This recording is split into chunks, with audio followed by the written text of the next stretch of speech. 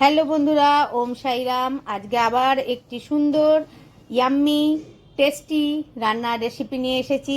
সেটা হচ্ছে chicken pasta. তোমরা দেখতে থাকো আমরা চিকেন পাস্তাটা কিভাবে করছি, এবং আমাদের সঙ্গে কিন্তু থাকবে, চলে যেও না। প্রথমে একটা বাটিতে আমরা পরিমাণ মতো জল নিয়ে সেটাকে গরম করে নেব।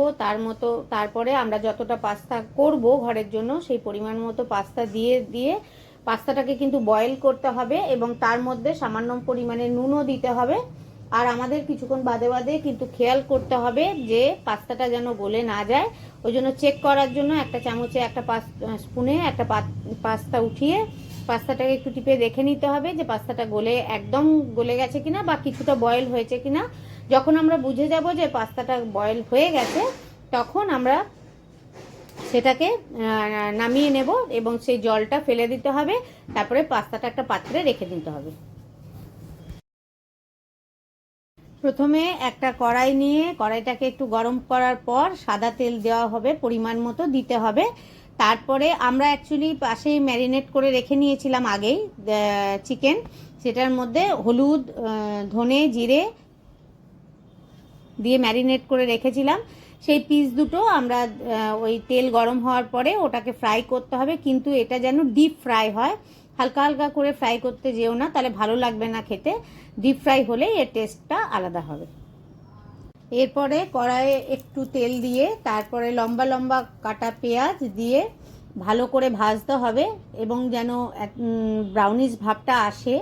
এটাও একটু ভালো করে ভেজে নেওয়ার পর রসুন, আদা আর পেস্ট আমরা একটা বানিয়ে রেখেছিলাম, কাঁচা লঙ্কাও আছে কিন্তু এর মধ্যে, একটা পেস্ট যেটা বানিয়ে রেখেছিলাম সেই পেস্টটা এর মধ্যে মিক্স করে ভালো করে এটাকে মশলাটা তৈরি করতে হবে। ধনে গুঁড়ো পরিমাণ মতো আর জিরে গুঁড়ো দিয়ে ভালো করে মশলাটা কষাতে হবে। এর মধ্যে আমরা পরিমাণ মতো নুন দিয়ে দেব স্বাদ অনুসারে। আর এদিকে আমরা একটা বাটিতে টমেটো কেচাপ নিয়ে তার মধ্যে কিছুটা পরিমাণ জল দিয়ে টমেটো কেচাপটা ভালো করে আর একটু লিকুইড করে নেব।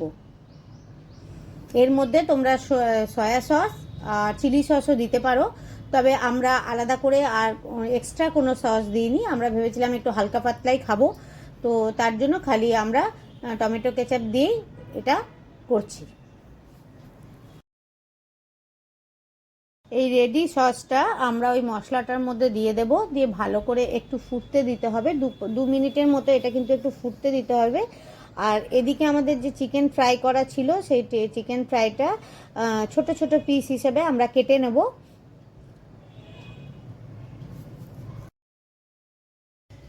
এই মশলাটার মধ্যে আমরা কাঁচা লঙ্কা চিড়ে দিয়ে দেব। তারপরে যে কেটে রাখা চিকেনটা আমরা এই মশলাটার মধ্যে দিয়ে ভালো করে মিক্স করে নেব।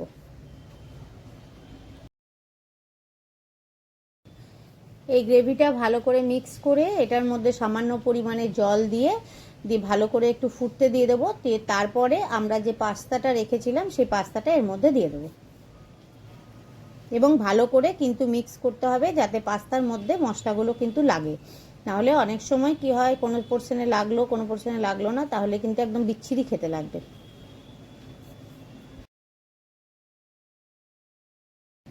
এরপরে আমরা ঢেকে নেব। তার 2-3 মিনিট ঢাকা, মানে ওটা হতে থাকবে। হওয়ার পরে যখন দেখব তখন যদি তোমাদের মনে হয় যে একটু জল লাগবে তোমরা দিতে পারো, দিয়ে ভালো করে নেড়ে নিতে হবে। কিন্তু এরপরে আমরা চিলি ফ্লেক্স দিয়ে গ্যাসটা বন্ধ, ভালো করে মিক্স করে নেবো, দিয়ে গ্যাসটা বন্ধ। আমাদের পাস্তা কিন্তু প্রায় রেডি। তো এরপরে আমরা কি করব, একটা বাটির মধ্যে বা পাত্রে আমরা পাস্তাটা সার্ভ করে নেব। সার্ভ করার পরে জাস্ট ফ্লেভারের জন্য আমরা একটু বাটার দিয়ে দেব। তো দেখে নাও আমাদের